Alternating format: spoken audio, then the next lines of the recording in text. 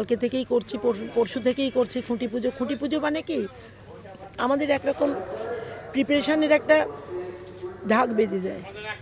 আর কারণ এবার পুজো আসছে মানে তো আমাদের যারা আমরা এই প্রফেশনে আছি তাদের কাছে তো পুজো আসছে মানে শুধু আনন্দ নয়, পুজো আসছে মানে অনেক রেসপন্সিবিলিটি, অনেক কিছু রেসপন্সিবিলিটি। সব কিছু ঠিকঠাক থাকবে কিনা, প্রত্যেকটা পাড়া ঠিকভাবে পুজো করতে পারবে কিনা, সবার সেফটি বজায় থাকবে কিনা, এত রকম ক্রাউড কলকাতায় সামলাবার মতন সব কিছু ইনফ্রাস্ট্রাকচার ঠিক থাকবে কিনা, সব কিছু নিয়ে আবশ্যিকভাবে আনন্দ থাকবে। কারণ আমাদের বাড়িতেও পুজো হয়, তো স্বাভাবিক এই এত সুন্দর এই ঢাক বাজলেই তো মনটা আমাদের কেমন করে ওঠে।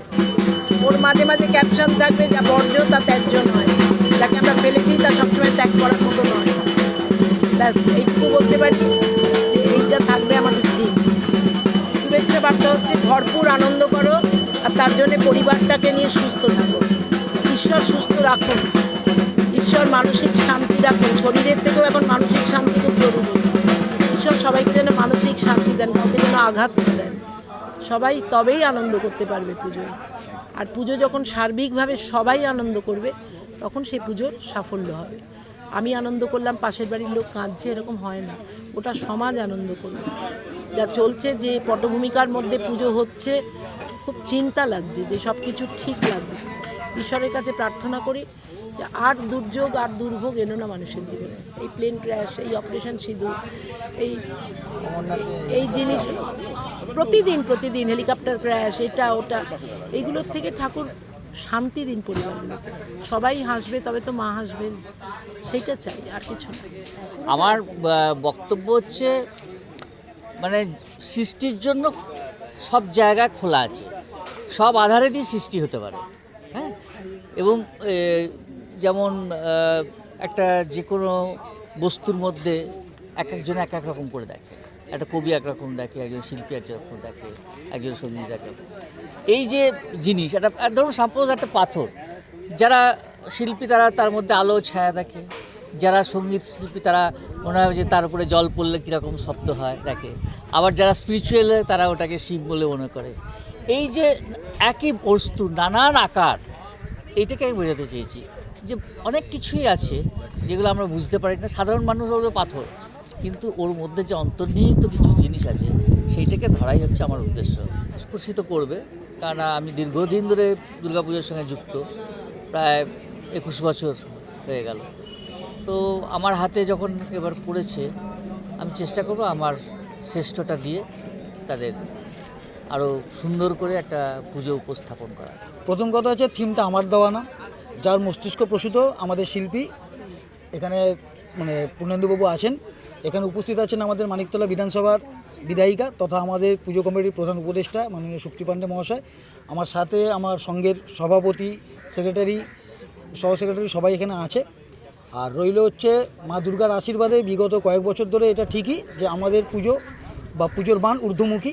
সেটা সম্ভব হয়েছে আমাদের সকল সিনিয়র জুনিয়র যারা সদস্য আছে তাদের একাগ্রতা বা তাদের পরিশ্রম, তার সাথে মা দুর্গার আশীর্বাদ তো আছেই। আমরা প্রত্যেক বছর চেষ্টা করছি যারা দর্শক এখানে, যারা দর্শনার্থী এখানে আসে তাদের জন্য নতুন নতুন কিছু থিম উপহার দেওয়ার জন্য। এবার এবছর মানে বিগত বছর না, এবারও সেভাবেই চেষ্টা করা হচ্ছে। বাদবাকিটা তো সময় আসলে দেখা যাবে। তাদের উদ্দেশ্যে একটাই কথা বলবো, আগামী 2-2.5 মাস আমাদের কাছে অনেক লড়াইয়ের, কারণ এই সময়টা এবার যেহেতু পুজো এগিয়ে এসেছে, বর্ষা চলছে, এই বর্ষাকে অতিক্রম করে বা বর্ষার মধ্যে সবাইকে পরিশ্রম করে প্যান্ডেলটাকে দাঁড় করাতে হবে। তারপর প্যান্ডেলের ভেতরকার কাজ, লাইটের কাজ, অনেক কাজই আছে, পরিশ্রমের একটা ব্যাপার আছে। দীর্ঘ পরিশ্রমের ফলটা আমরা তবেই পাবো যখন যে সমস্ত দর্শক এখানে দেখতে আসবেন তাদের হাসি মুখে আমরা যখন প্যান্ডেলটা দেখাতে পারবো, তারা খুশি হবে, তারা রিমার্ক করবে, সেটাই আমাদের কাছে প্রাপ্তি হবে। সেই চেষ্টায় এখন আমরা আগামী 2.5 মাস থাকবো। থিমটা এখন আমরা বলছি না, থিমটা একটু আমরা সিক্রেট রাখছি, এটা পরে বলবো। আমাদের বিধানসংঘ দুর্গোৎসব কমিটির আমাদের এটা 57তম বর্ষ পুজো। আমরা আজকে খুঁটি পুজোর মাধ্যমে আমরা প্যান্ডেলের শুভ সূচনা করব। আমরা বিগত দিনে যেরকমভাবে মানুষকে পুজো উপহার দিয়েছি, মানুষ দেখে মনে আনন্দ পেয়েছে এবং দীর্ঘ মানুষ এসছে, প্রচুর মানুষ আমাদের কাছে এসছে পুজো দেখতে। আমরা আশা করছি এবার আমাদের যা থিম আমরা করছি প্রচুর লোক আসবে এবং ভীষণভাবে সেটা মানুষ দেখে আনন্দ উপভোগ করবে। সমস্ত লোক আমাদের সাথে আছে, আমাদের কোনো অসুবিধা নেই, সব মানুষ আমাদের সাথে আছে এবং পুজোটা যাতে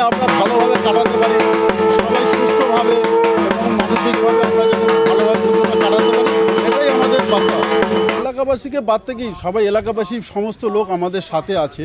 শুধু এটা একটা ক্লাবের পুজো না, এটা এটা মনে করে নিতে হবে একটা একটা পাড়া বা একটা 14 নম্বর পুরো এলাকার একটা পুজো। কিন্তু আমাদের যে শিল্পী তার উপর আমাদের অগাধ আস্থা, আর তার হাত ধরেই হয়তো আমরা এবছর কিছু একটা সৃষ্টি করতে চলেছি। এটাই আমি বলবো আগাম বার্তা, এটাই আমার আগাম বার্তা। পাশের উদ্দেশ্য সমস্ত এলাকাটাই আমাদের পুজোর মধ্যে তারা জড়িত। আমাদের এই বিধান সংঘ এটা 14 নম্বর ওয়ার্ডের সবাই জড়িত এর মধ্যে। আর তাদের বার্তা বলতে সবার আমার বার্তাও যা তাদের বার্তাও একই। পুজো তো 4টে দিন না, এখন পুজো ধরতে গেলে আপনার 10 দিনের পুজো, মহালয়া থেকে পুজো শুরু হয়ে যায়। আমাদের মাননীয় মুখ্যমন্ত্রী মহালয়া থেকেই ফিতে কাটা ওপেনিং করে এবং তখন থেকে আমাদের পুজোর কোলাহল চালু।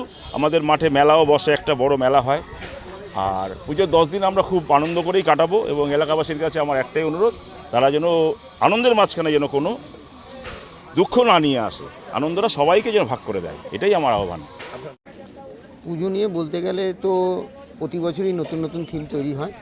এবারও আশা রেখেছি যে এমন কিছু থিম হবে আমাদের কলকাতার বুকে যেন আমরা নাম রাখতে পারি বিধান সংঘের। সেই সচেষ্ট চেষ্টা আমাদের সবার আছে, আমাদের সমস্ত যারা মেম্বার আছে সবাই অক্লান্ত পরিশ্রম করে।